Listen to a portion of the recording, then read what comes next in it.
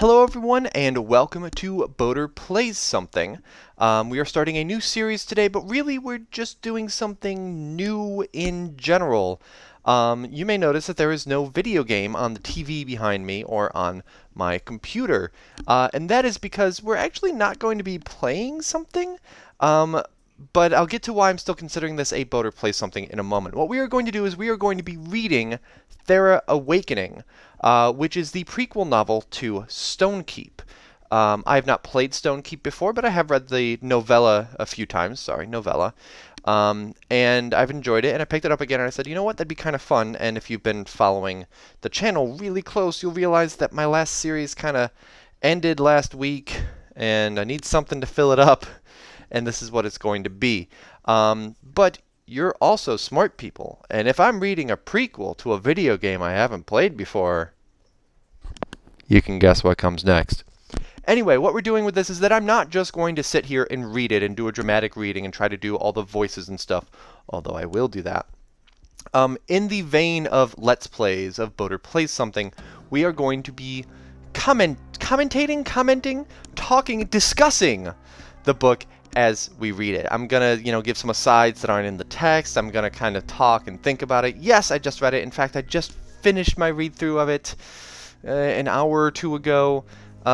So it's not like, oh, I wonder what's gonna happen, but definitely, keeping things in mind and so forth. So with that, I'm going to slightly adjust my exposure on the camera, and then we are going to dig into Thera Awakening.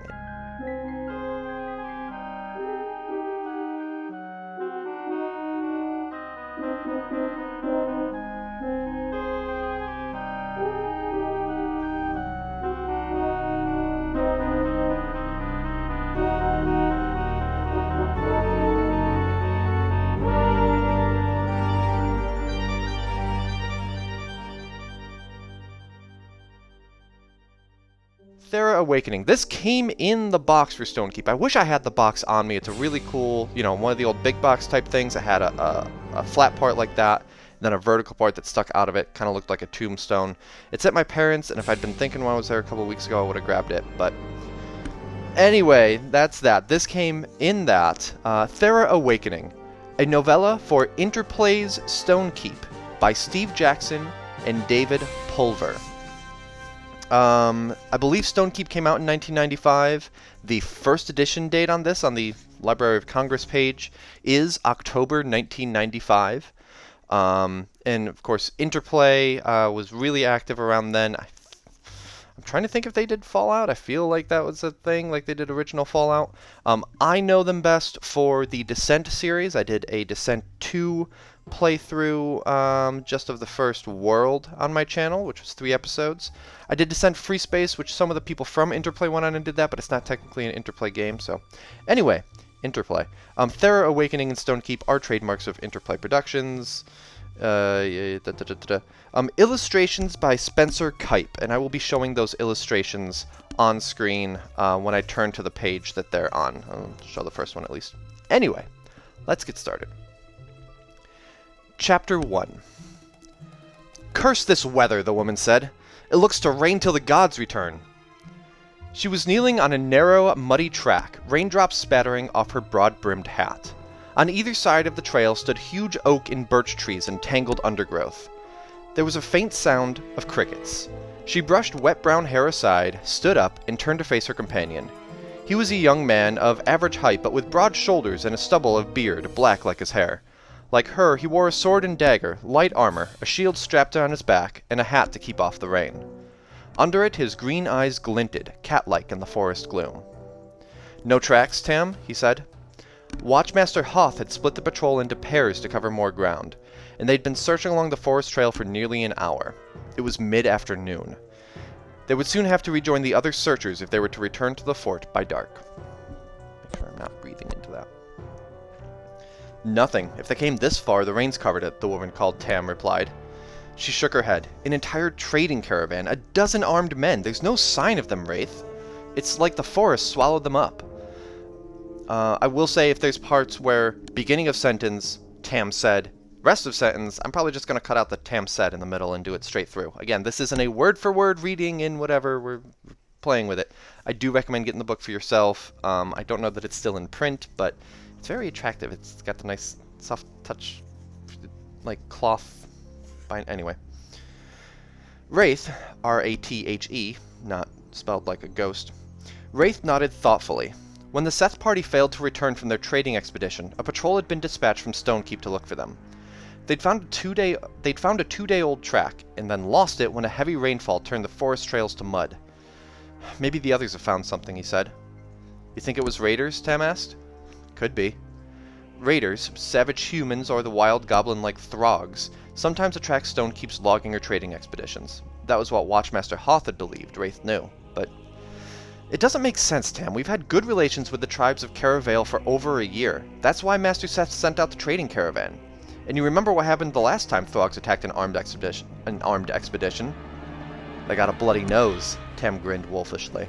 The fierceness of the Stone Age Throg warriors was little match for the dwarf-wrought armor and iron swords of Stonekeep's warriors. Especially since the Throgs could never stop fighting among themselves long enough to unite against humanity. But maybe it wasn't raiders, Rathe. Maybe... Suddenly, Tam stopped, drawing her sword. A shadow was moving by a tree. Her sword whispered from her scabbard, but Rathe put a restraining hand on her arm. Wait, said Rathe. It's Orvig. I'd recognize that shuffle anywhere. Aye, it's Orvig, you blind loon, said a gruff voice. A small man, a dwarf, stepped out of the bushes. He nodded to Tam. Fast on the draw, me lass. But can't you tell a dwarf from a throg? He took off his hat, shook it, water sprayed out, and Tam cursed. He grimaced, then nodded to Rathe. Your watchmaster sent me over, my boy. Hoth says get back on the track. He wants us to reach Fort Thunder before nightfall. That is probably the most Scottish, that is all written in here. Maybe not the trilled R's, whatever, but all the ye blind loon, Y-E and molass. That's the most we're going to see from Orvig. After this, the writing just reverts to kind of normal. So it's the initial, he's speaking with a Scottish accent, and I'm going to try to keep that up. But as can be told, sometimes I stumble over the R's. We'll get there. Tam perked up. She was already soaked to the skin. Getting to Fort Thunder sounded good to her. No one else found anything? Rathe asked. He thinks it's hopeless. The dwarf kicked a stone into a puddle. I fear he's right. Night's fallen and we'll find nothing in this weather. I just hope tomorrow. He looked at Rathe, frowned when he saw the youth wasn't listening to him. What is it? The Seth party, 4 pack mules and no signs of raiders, and yet they vanished off the trail. Perhaps they fled from something. Rathe scratched the stubble of beard on his chin. If I wanted to get away from someone, he said slowly, I'd head for high ground. He looked around and spotted a low hill, half masked by a stand of juniper trees. There, perhaps. I think we should check it out first. Tam followed his gaze. The hill was some 300 paces distant, almost invisible in the rain. It was pouring down steadily, ending any chance of picking up the trail they'd lost. Aye, said the dwarf. Any chance is better than none. Any chance is better than none. Together, he and Rathe started off east, towards the hill. No chance at all, more like, Tam said softly. Rathe was disobeying orders by not returning, but she knew better than to question him. The dwarf woman who had accompanied Seth was Orvig's own clan sister. Rathe and Orvig were close. Tam knew vaguely that he was a friend of Rathe's family. And Rathe was her superior officer. Sighing, her thoughts of a warm campfire and dry clothes banished, she shouldered her pack and followed them. They moved up the hill in single file, scrambling through the brush. Rathe took the lead, with the dwarf following and Tam bringing up the rear. Despite his short legs, Orvig made good time up the hill, ducking under soggy branches that Tam had to push aside. She was silently cursing Rathe when he halted suddenly. Taken by surprise, Tam almost tripped over the dwarf. Rathe struggled to find his voice. It's the Seth party. They're dead. Orvig took one look. Then he groaned, turned away, and covered his face with his cloak. The hilltop was an abattoir. The wind was blowing east, or they would have smelled it. At least a dozen men and animals had died there. Rathe had never seen such slaughter, and he felt his gorge rising, but he knew it must be far worse for Orvig, whose sister might be among the bodies. A young man lay dead, ripped almost in half. A severed leg lay across his chest. It doesn't specify whether or not it was his own. Probably not, if it was half. Another sprawled corpse was mutilated beyond recognition. Rathe guessed there were a dozen bodies, the entire Seth party. Pack mules lay in the mud, slaughtered alongside their masters. That he had guessed so well, only to find this carnage, seemed to Rathe a cosmic joke. This was butchery, not battle. His fists clenched and he felt a tide of anger swell within him. What had done this?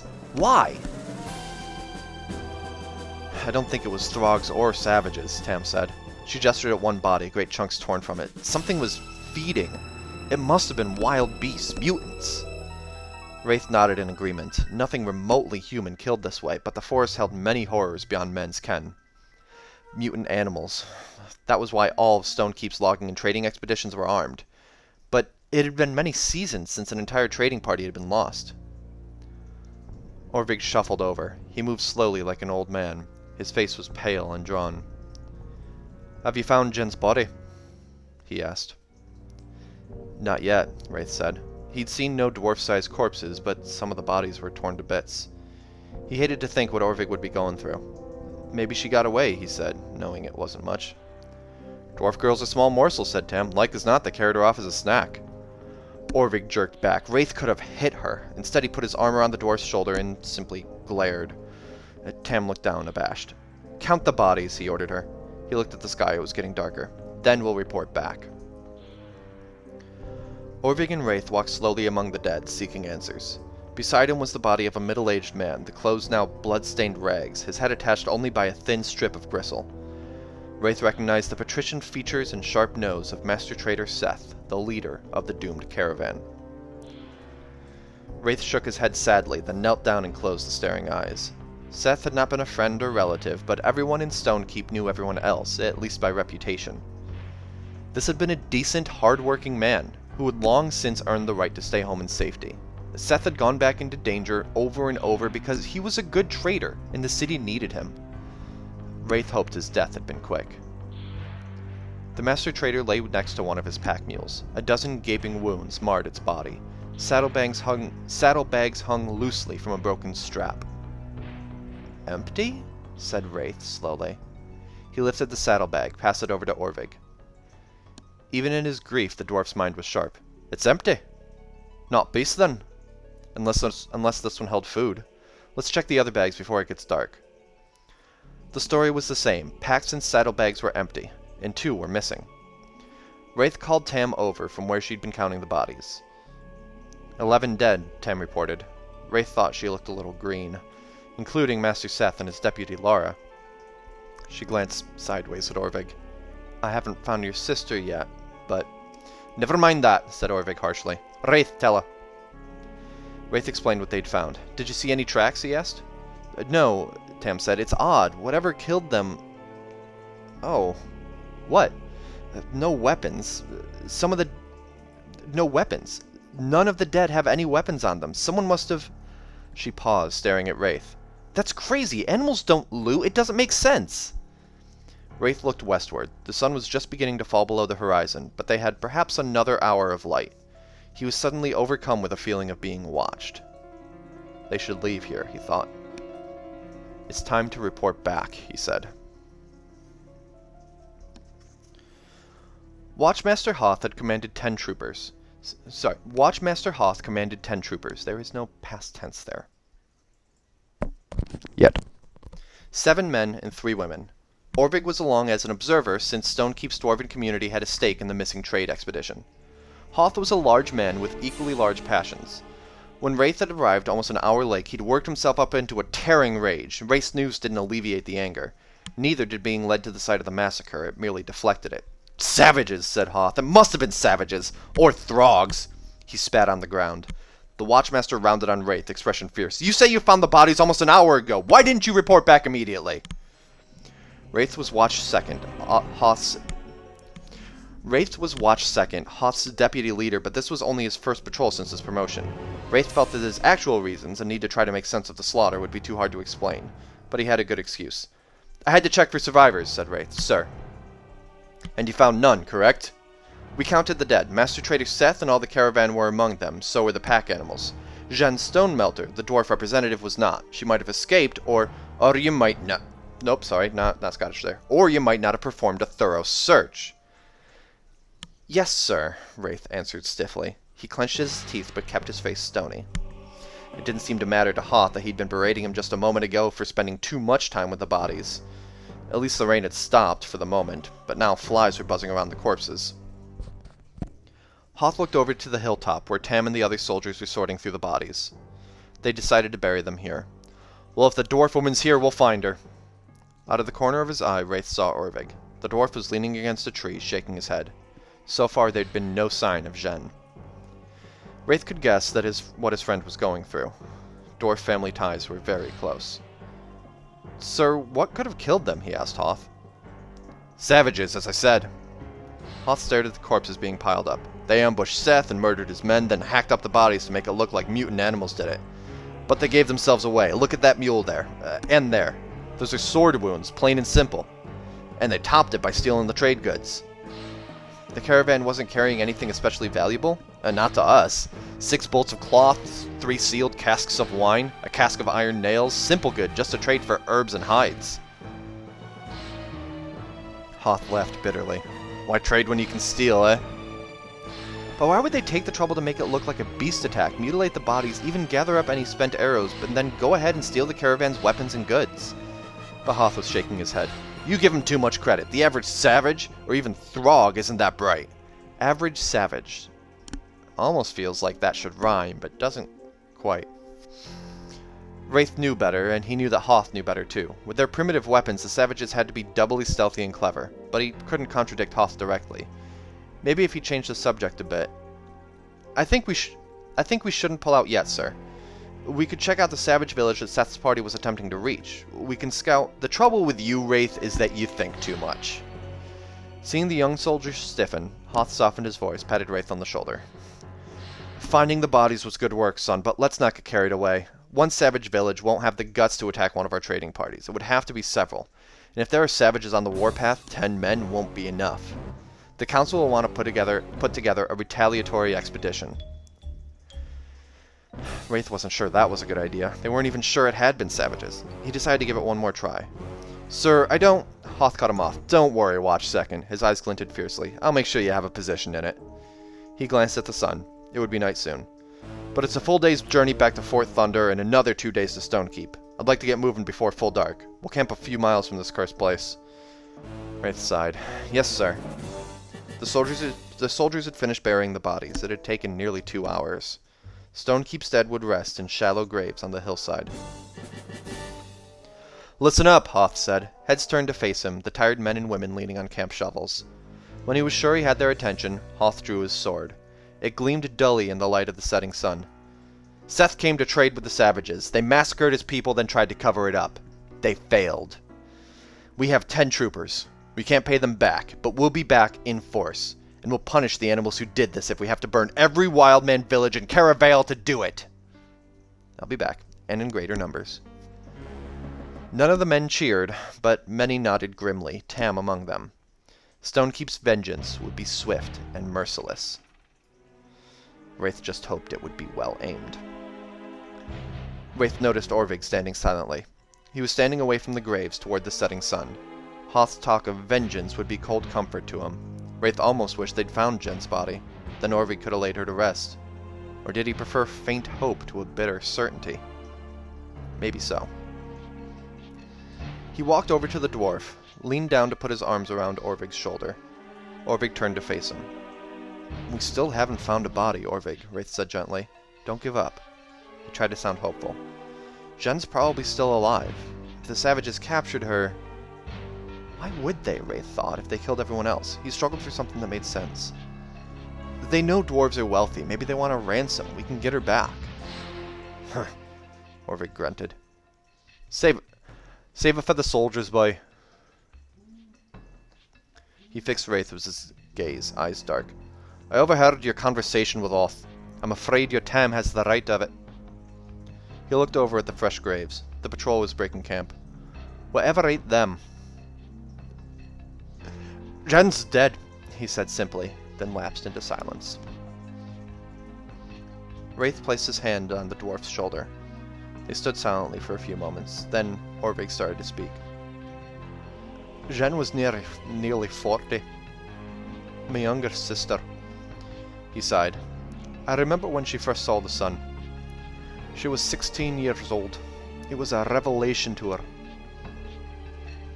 Since the devastation, the great magical disaster that had nearly ended civilization, men and dwarves had lived together as partners, but they also lived apart.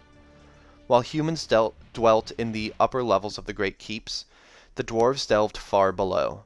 The dwarves were crafters and farmers, partners of mankind, growing the succulent mushrooms and forging the hard steel that Stonekeep needed, in exchange for the lumber and fresh food harvested by men. But they rarely ventured out into the light. Orvig was still talking. When I first came topside, I was frightened. Everything was so open. He waved his hand. Rathe nodded in understanding. He remembered the first time in the dwarf caverns under Stonekeep, visiting Orvig's... He remembered his first time in the dwarf caverns under Stonekeep, visiting Orvig's cousin. The deep, winding tunnels and the weight of stone pressing down had been almost too much for a 7-year-old boy. I was frightened, boy. But not Jen. She loved it. Wind, light, animals. He smiled. Our parents despaired of her. She didn't want to be a stonemason or a chemist. She wanted to be a trader, to travel, to see the world. Orvig sighed. He sounded old and sad. The years passed by quickly. Time melts lives, boy. They marched in single file down the narrow dirt road, eyes scanning the forest on either side, alert for any attacks from the savages, or whatever, that had annihilated Seth's party. Rathe, his watch second, was in charge of the rear guard, Tam and 2 other troopers, Lorik and Calvert. Orvig clumped along beside them. Rathe noticed Lorik seemed to be falling behind. He slowed his pace slightly until he was walking beside the soldier, a quiet, dour youth in his late teens with a bushy red beard. Rathe glanced meaningfully into the forest. Seems quiet, doesn't it? Rathe said. He kept his voice low. Yes, sir, Lorik replied. His voice sounded a bit hoarse. Do you think the savages did it? A cough punctuated the end of his sentence. Probably, Rathe said. He figured the soldiers would be better off believing in savages than in nameless monsters. Nothing breeds fear like the unknown. Sore throat, Lorik? It's nothing.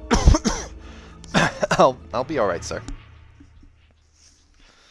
Rathe wasn't so sure, but telling Lorik that would do nothing for him. Instead, he smiled and patted the man on the shoulder. We're making camp soon, he told him. Lorik nodded. Lorik's got a cold, said a voice behind Rathe. It was Tam. She'd been looking more serious of late. He's got something, Rathe answered. He considered. I'll give him a rest tonight. Digging graves didn't help. He noticed Orvig, lowered his voice. Tam followed his glance. I'm sorry, Rathe, she said quietly. Rathe guessed she was apologizing for her remark at the clearing. I know you and the dwarf are close. I never knew my parents, Rathe replied. They died when I was a baby. Orvig raised me. I'm sorry, Tam said. She was the youngest of 7 children. She tried to imagine what it'd be like to have no living kin, then gave up and changed the subject. Have you ever seen a savage, Rathe? Asked Tam. Once before, Rathe told her. I was on garrison duty at Fort Thera during logging season when 2 came to the fort to barter hides and fresh-killed meat. What were they like? They were dressed in skins, and I remember they carried spears with flint tips. He shrugged. I didn't get to talk to them. I was on kitchen duty that night. Tam grinned, probably at the thought of an officer doing scut work. That was before you became watch second? Rathe nodded. Right. But now I am. He grinned back at her. So pick up your heels, soldier, he said. Camp's a few miles off. They marched for an hour before it was too dark to continue, then pitched camp a few hundred paces from the dirt road, on a grassy knoll beside a stream. Most of the soldiers dropped immediately. It had been a tiring day. Hoth set them to digging a latrine. They lacked the manpower to build a stockade, so 2 men would be on sentry duty at all times. Hoth wanted no campfire. After they dug the latrine, they ate cold trail rations. Tam and the other soldiers grumbled, but they saw the sense of it. Lorik's cough was no better. Ignoring the soldiers' half-hearted protest, Rathe relieved him of watch duties and ordered him to get a full night's sleep. They'd split the extra watch time. Rathe had assigned him the last watch, the hours before dawn. Had assigned himself the last watch, the hours before dawn. He made sure the rest of the troopers were bedded down, checked the sentries, Tam had first duty, then unrolled his camp blanket. He spread it on the wet ground, pulled off his boots, and made himself a pillow with his pack, hands behind his head. With everything that had happened, he might not be able to sleep, but it was good to just stretch his legs. Someone was shaking him and whispering his name. He opened his eyes. A dark shape squatted down next to him. It was Tam. Your watch, Tam murmured. Wait, if she was first watch and he's got last watch and there's two at once, are there just 4 people doing watch? Running low on our cast here. Your watch, Tam murmured. She yawned tiredly. He stifled a yawn of his own and blinked sleep from his eyes. It was raining again, a light drizzle. Any problems? He asked sleepily. His back had a crick in it, probably a rock. His throat felt dry. No sign of anything, Tam said. She yawned again. The night's quiet. Rathe checked his pack. Where's my canteen? Where's my canteen? Tam already had her boots off. She poked Rathe's warm bedding with her toe. If I tell you, can I use your blanket? Rathe gave her his best glare. Tam relented and reached under his blanket, producing the canteen. You were sleeping on it, she said dryly. She lay down, yawned again. Wake me when we're in Stonekeep, sir. She pulled Rathe's blanket over her head. Rathe stationed himself by a boulder and settled down for a long watch. He was responsible for the southern half of the camp. Another soldier, Dren, had the north side. A full moon peeked out from behind the thick clouds. Rathe took care not to silhouette himself against it. He wasn't sure he knew what had killed the trading party, but he didn't want to find out from an arrow in the dark. Something stirred. Rathe cocked his ear, listening. What was that noise? The rain had stopped some time ago, and the night air was still and wet, but dawn was an hour or more away. His eyes roved over the camp. The sleeping soldiers in Orvig were dark humps on the ground. He could barely make Dren out, that shape by the big tree, he thought. Now the only sounds were a faint snoring of one of the men, Lorik most likely, and the chirp of crickets and nightbirds. And there it was again, a faint slithering very close. A snake? It didn't sound like a person. Hold on, I'm checking something real quick. Okay. Was the sound coming from the bushes behind that tree? He swallowed hard, drew his sword, and advanced. A twig snapped and something moved. He brushed a tree branch aside. It was a woman. She was kneeling, semi-crouched, as if unsure whether to run or confront him. She looked about his age. She wore a short garment made of animal skins. Her wrists and ankles were encircled with copper bracelets. She raised a finger to her lips, smiled slightly, and shook her head. Shh. Rathe knew he should sound the alarm. Was it a trick to draw away the sentry? He looked carefully about, ready to yell if he saw any sign of a savage horde. The girl was obviously a savage, but she didn't seem hostile, and, Rathe admitted to himself, she was strangely attractive. We're gonna see crap like this, mid-90s fantasy written by dudes. She had tangled dark hair, sharp features, and large eyes, green as his own. Her skin was smooth, but deeply tanned, long limbs left bare by the short garments she wore. Rathe noticed a scar running down one cheek and scratches on her arms from branches and thorns, but it enhanced rather than diminished her appeal, giving her an air of coltish beauty, a wild wood spirit come to life. The girl tossed her hair away from her face and rose slowly, palms outstretched. Greetings, Rathe, she said. Her voice was strangely accented but understandable, and I don't know what accent that would be, so I don't know that I'm going to play it one.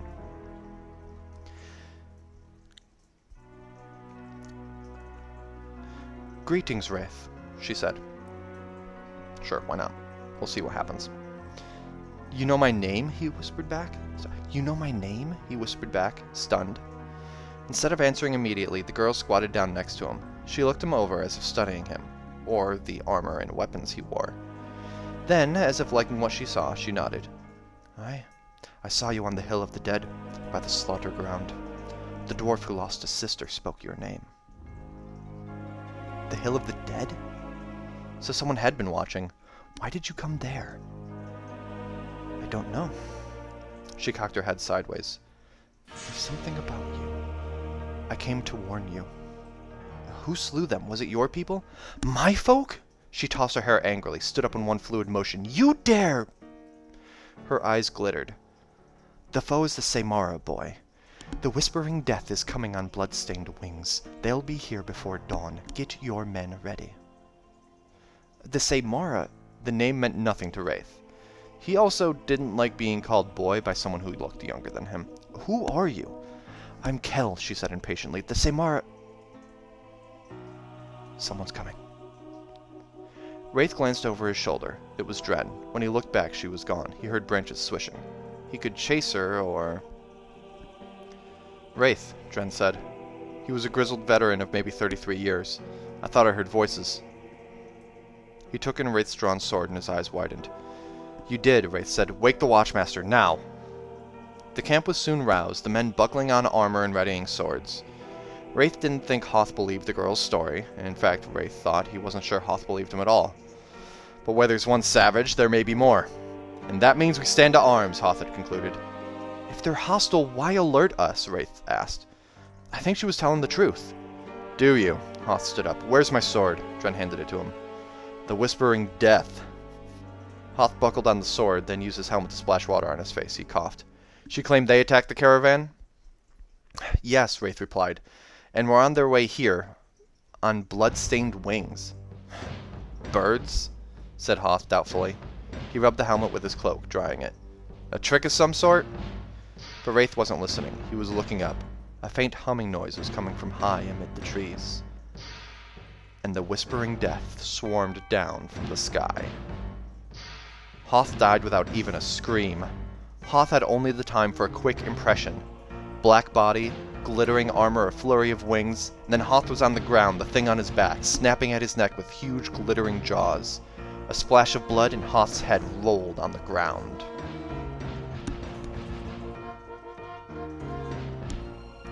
The soldiers flailed at them, swords slashing in the air. Another of the things swept down.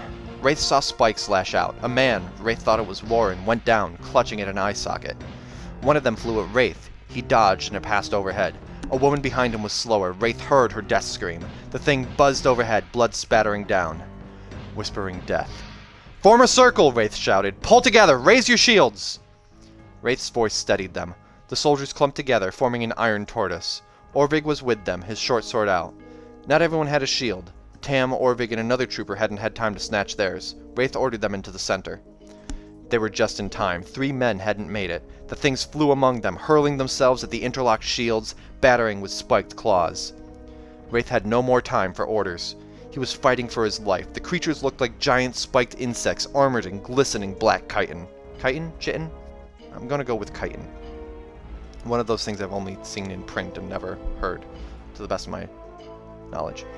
His sword glanced off a carapace, clipped off a waving antenna. The thing facing him hissed in pain and backed off. Another took its place, mandibles snapping. Rathe counted at least a dozen of the monsters. He sliced with his sword, and the thing ducked under the blow. Next to him, Dren stepped forward, shouting inarticulately, bringing his blade down on its head. The carapace cracked, splattering them both with steaming black ichor.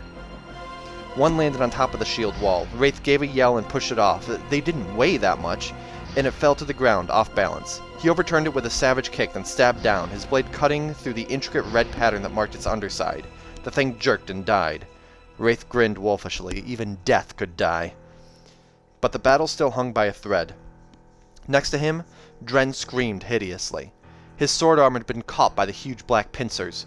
Dren staggered back, blood pumping from the stump of his wrist. A gap opened in the shield wall. The creature moved in. Shieldless, Tam stepped forward, lunging for its chest. Her blade sank deep and stuck. It jerked back, tearing it from her grasp. Without sword or shield, Tam was defenseless. Rathe whirled and brought his shield edge smashing down on the thing's neck. There was a snap, and the mutant clattered to the ground, limbs sprawling. But he'd neglected the foe in front of him. A heavy weight crashed into him, and a spiked claw smashed into his face. A sharp pain, a taste of blood, and everything went dark. Rathe walked through a huge, echoing space, as dark as death. At first he thought he floated in the night, but the slippery floor was solid under him, and he realized it was night-black stone. The stars were lamps, glittering above a dais, or was it an altar? He was in a vast columned hall, and someone was calling his name. A woman's voice, a woman's scent. Familiar. His mother? The voice turned to laughter in his mind, not mocking, but gentle. A woman. His lover? His daughter? Everything, said the woman. And yet, nothing. Can you see it? Are you strong enough? Keen enough? There was a pattern etched in the glass floor, fine lines that caught the light of the lamps, that glittered, gleaming dully. With a start, he realized he was following it. He looked and saw that at the end was a doorway, an arch. The lines flared up. They formed a shape. A word? No, more than that. A complex design, a symbol, a rune. Strange, intricate, and somehow, like the female voice, familiar. Rathe realized he had to follow the shape on the floor, the rune, to the door at the end, but he was so tired. You are dying, Rathe. You must live. Muster your strength. Follow the path. Open the door. Rathe struggled forward toward the door. He lifted one leg, then the other. He felt so tired. Can you help? He asked the voice. Only if you reach me, she said. I am bound outside. And there was a note of sadness that tore at Rathe's heart. You must help yourself, Rathe, and then help me if you survive. Who are you? I am the one who hid herself, said the voice.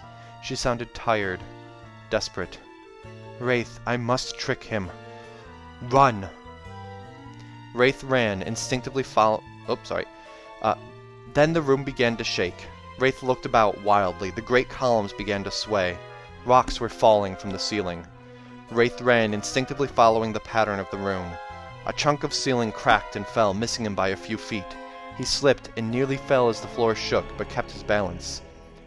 Rathe ran, and the door seemed to get no closer. A lamp swayed and shattered. Fire splashed into the hall. The lamps went out. Rathe ran, and the sound of breaking glass was all around him. Ahead of him, a crack was forming in the heaving floor in front of the bright doorway. He ran, and the crack began to enlarge, splitting the rune in two. The gap widened in front of Rathe. He leapt.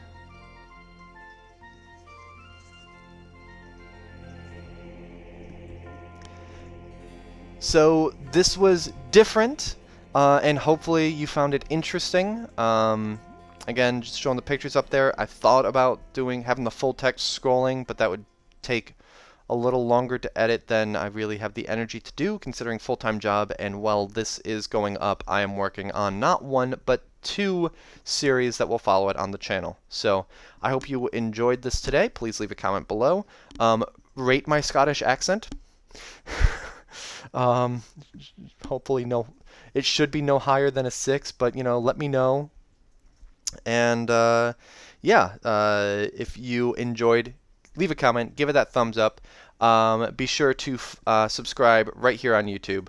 If you want to watch live streams where I play games every week, every Sunday morning at 10 a.m. Eastern, and then whenever else I kind of feel like throughout the week, that's twitch.tv/boaterbug.